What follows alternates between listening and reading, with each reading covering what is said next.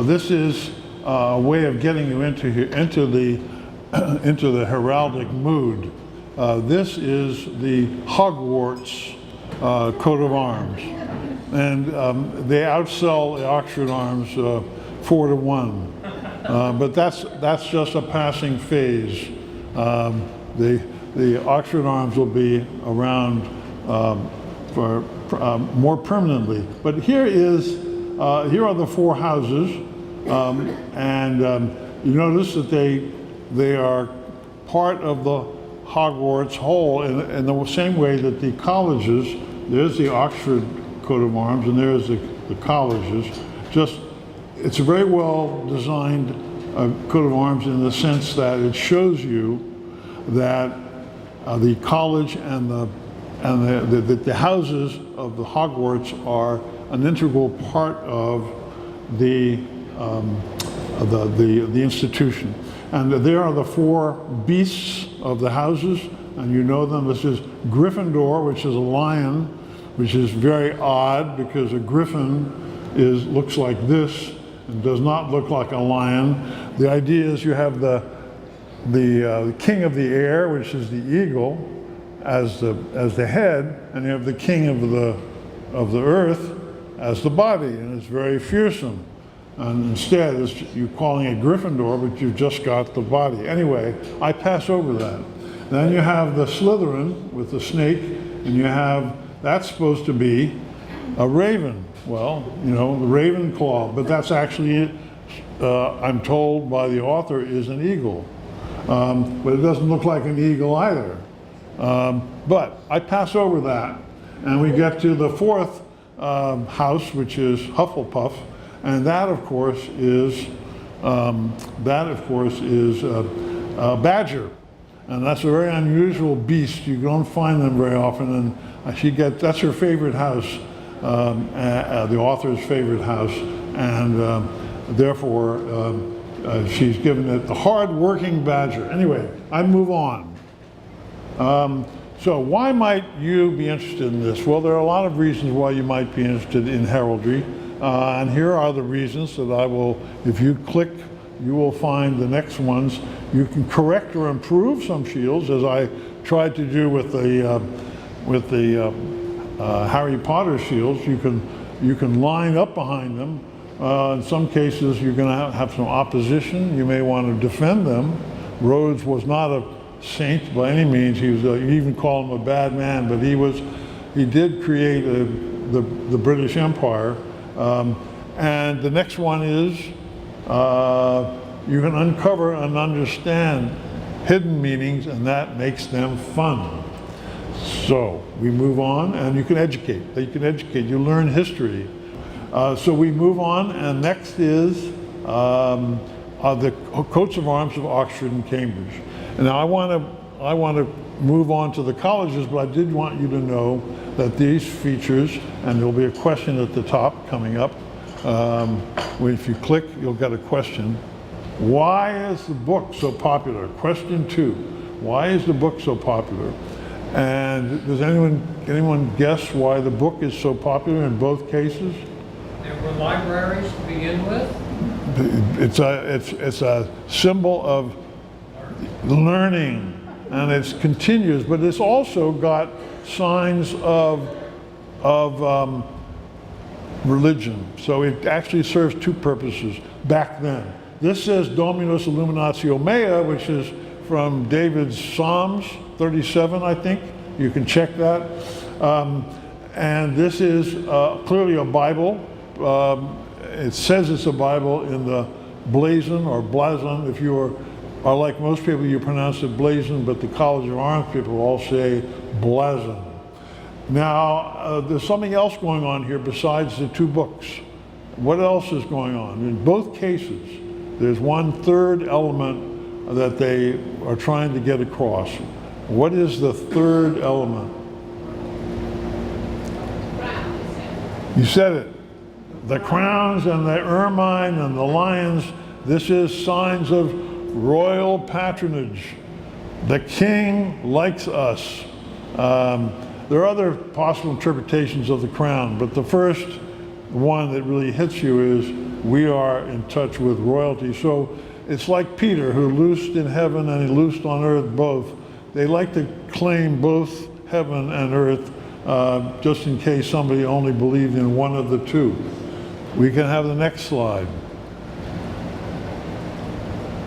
All right, now we have three shields, and we have a question coming up, which is, what do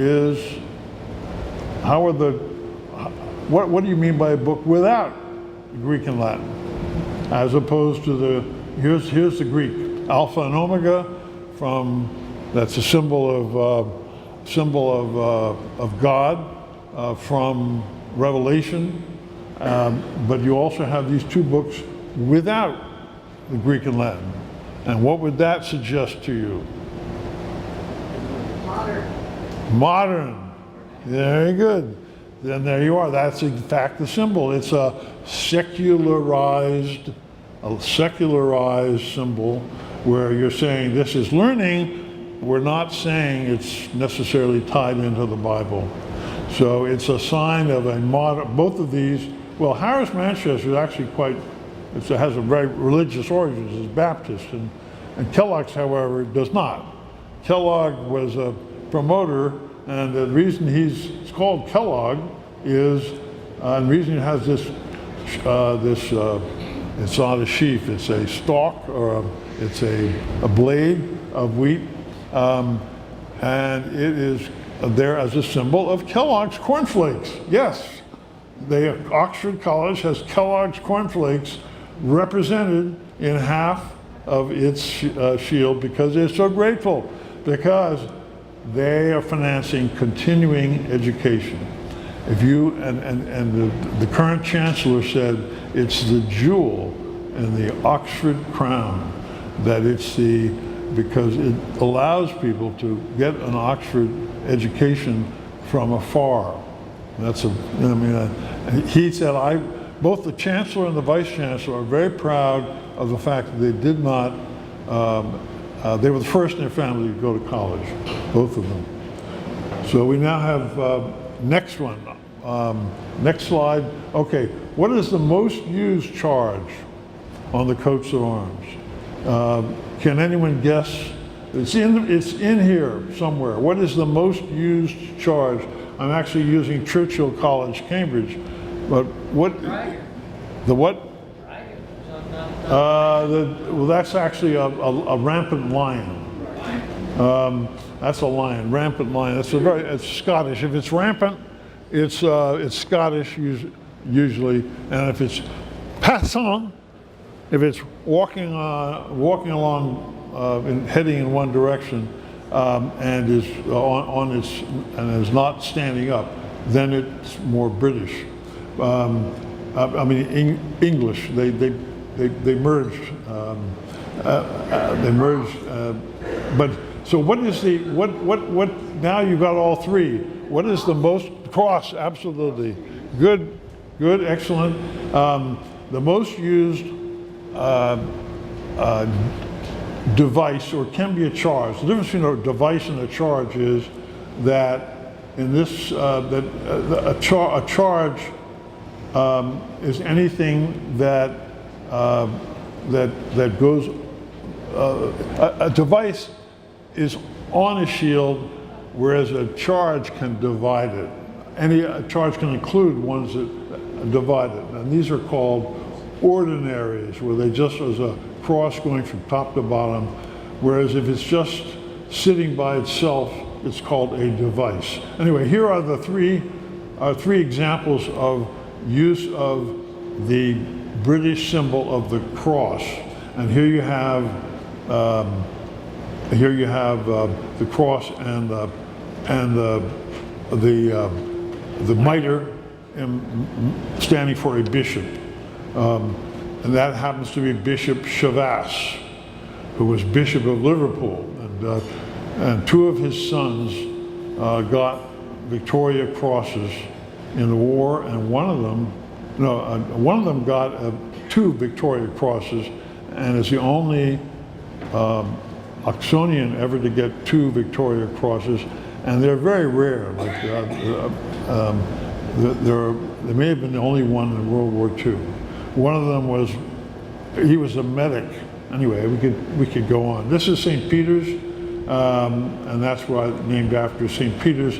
Has two keys, one for earth and one for heaven, and then you have this castle dedicated to St. Peter in Rome. And this is Churchill College. There you see your St. George cross, which goes back to the Crusades. A red cross on a white background. Here's just the cross, but it's clearly meant to indicate England.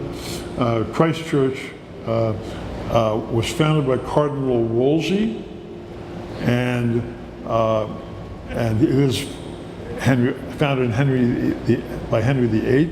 And we have somebody from Jesus College, who was the other college founded. You're saying it was the only one by Elizabeth? That was founded by Elizabeth. The only one founded by Henry VIII would be Christ Church. All right. What are the blue things? What's that? What are the blue things? The blue things are lions, but when they're looking right at you, they're leopards. Don't ask me why. That is the convention. Christ Church, Oxford. When a lion looks at you, it's a leopard. Next. All right. So what do the X's mark?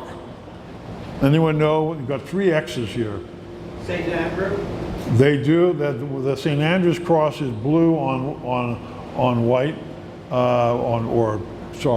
azure. Well, actually, these are azure on argent. Blue on white's azure on argent. They use the old French words. But here you see another of these. They're basically generic for martyrs. This woman was a martyr, St. Catherine.